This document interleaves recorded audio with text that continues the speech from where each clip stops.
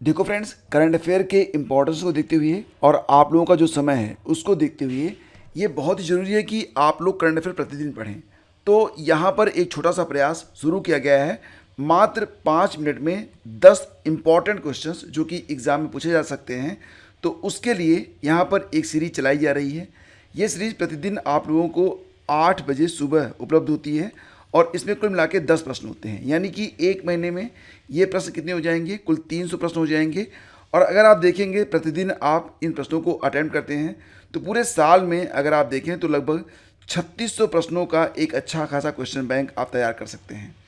तो उसी सीरीज में चले शुरू करते हैं आज, यानी कि 3 जून के डेली करंट अफेयर। पहला क्वेश्चन है, अंतर्राष्ट्रीय स्टील सम्मेलन 2024 का आयोजन कहाँ पर किया गया? देखो फ्रेंड्स, ये क्वेश्चन बहुत ही इंपॉर्टेंट है। अंतर्राष्ट्रीय स्टील सम्मेलन 2024, इसका आयोजन हाल ही में झारखंड के रांची शहर में किया गया। ऑप्शन बी आपका बिल्कुल करेक्ट है। यहाँ पर फ्रेंड्स एक क्वेश्चन और भी एग्जाम में आ सकता है कि स्टील उत्पादन में दुनिया में नंबर 1 देश कौन सा है? तो नंबर 1 पर है चीन, दूसरे स्थान पर है भारत। तो ये जो अभी हाल ही में अंतर्राष्ट्रीय स्टील सम्मेलन हुआ था, ये रांची झारखंड में 30-31 मई को हुआ। Steel authority of India limited और स्टील मिनिस्ट्री के द्वारा इसका आयोजन किया गया। अगला क्वेश्चन है, हाल ही में डीआरडीओ उद्योग एकेडमी उत्कृष्टता केंद्र का उद्घाटन कहाँ पर किया गया? तो फ्रेंड्स, डीआरडीओ उद्योग एकेडमी उत्कृष्टता केंद्र, इसका उद्घाटन किया गया आईआईटी कानपुर में। इस क्वेश्चन का ऑप्शन ई बिल्कुल करेक्ट है और इसका ऑब्जेक्टिव उद्देश्य है शैक्षणिक वातावरण में प्रौद्योगिकी विकास को सुविधाजनक बनाया जाएगा। हाल ही में दुनिया का पहला लकड़ी से बना उपग्रह जिसका नाम है लिग्नोसेट, याद रखिएगा, दुनिया का पहला उपग्रह जिसका नाम है लिग्नोसेट, ये लकड़ी से बन रहा है।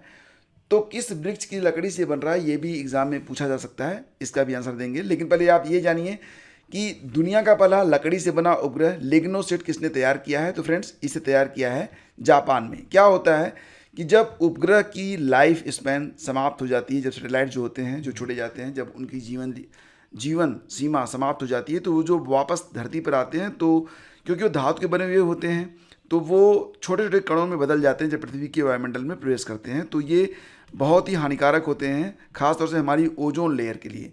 तो यहाँ पर जापान ने एक प्रयास किया है, उसने लकड़ी का उपग्रह बनाया है, क्योंकि लकड़ी, देखो, अंतरिक्ष में ना तो वायु है, ना तो नमी है, ना तो जल है, तो ये लकड़ी वहाँ पर सड़ेगी गलेगी नहीं। और इसे तैयार किया गया है मैग्नोलिया नाम के पेड़ों की लकड़ी से, जो कि बहुत ही सॉलिड लकड़ी, बहुत ही ठोस लकड़ी मानी जाती है। अगला क्वेश्चन है, संयुक्त राष्ट्र में भारत की अस्थायी प्रतिनिधि का नाम बताइए जो हाल ही में रिटायर हो गई हैं, सेवानिवृत्त हो गई हैं। तो फ्रेंड्स, आपको याद होगा कि संयुक्त राष्ट्र में भारत की जो अस्थायी प्रतिनिधि हैं उनका नाम है रुचिरा काम्बोज, यानी कि इस क्वेश्चन का ऑप्शन बी बिल्कुल करेक्ट है। तो रुचिरा काम्बोज अब रिटायर हो चुकी हैं और अभी उनकी जगह कौन लेगा, इसकी घोषणा अभी नहीं की गई है। यहाँ पर 2 पॉइंट काफ़ी इंपॉर्टेंट हैं। पहला ये कि संयुक्त राष्ट्र में कुल सदस्यों की संख्या कितनी है? तो 193। और 193वां देश कौन सा जुड़ा था? तो साउथ सूडान। अगला क्वेश्चन है, हाल ही में जारी राष्ट्रीय सांख्यिकी कार्यालय के अनुसार 2023-24 में भारतीय अर्थव्यवस्था की विकास दर क्या रही है? तो देखो फ्रेंड्स, हाल ही में एनएसओ के द्वारा ये आंकड़े जारी किए गए हैं, जिसके अनुसार 2023-24 में भारतीय अर्थव्यवस्था की विकास दर है 8.2%। इस क्वेश्चन का ऑप्शन सी करेक्ट है। 1961 के बाद ऐसा 9वीं बार है जब भारत की जो जीडीपी है उसकी ग्रोथ रेट 8% से ज़्यादा है। तो ये जो आंकड़े जारी किए हैं एनएसओ ने जारी किए हैं, नेशनल स्टैटिस्टिकल ऑर्गेनाइजेशन के द्वारा। और 2022-23 की जो जीडीपी ग्रोथ रेट थी कितनी थी? तो मात्र 7% रही थी। आगे बढ़ते हैं, हाल ही में रूस ने किस देश में मध्य एशिया के पहले परमाणु ऊर्जा संयंत्र के निर्माण की योजना शुरू की है? तो देखो फ्रेंड्स, बात हो रही है मध्य एशिया के देशों की, जिसमें किर्गिस्तान, उज्बेकिस्तान, कजाकिस्तान और तजाकिस्तान आते हैं। तो परमाणु ऊर्जा संयंत्र शुरू किया गया है कहाँ पर? उज्बेकिस्तान में, यानी कि इस क्वेश्चन का ऑप्शन बी आपका बिल्कुल करेक्ट है।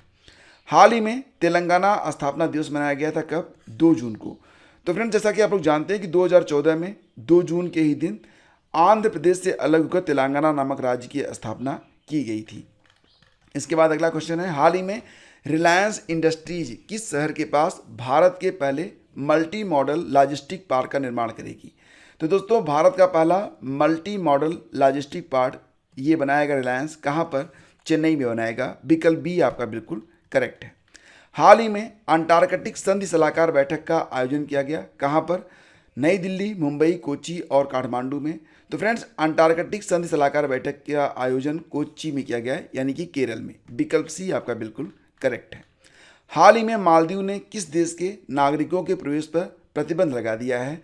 तो फ्रेंड्स मालदीव ने फिलहाल इजराइल के, जो यहाँ पर आपका ऑप्शन में नहीं है, तो आपको बता दें कि इजराइल के नागरिकों के प्रवेश पर प्रतिबंध लगा दिया है। मालदीव के वर्तमान में राष्ट्रपति हैं मोहम्मद मोइज़ू, और जैसा कि आप लोग जान रहे हैं कि वर्तमान समय में इजराइल और फिलिस्तीन के बीच जो युद्ध हो रहा है उसमें फिलिस्तीन को समर्थन देते हैं मालदीव के राष्ट्रपति, जिसकी वजह से उन्होंने इजराइल के नागरिकों को अपने यहाँ प्रवेश देने से रोक दिया है।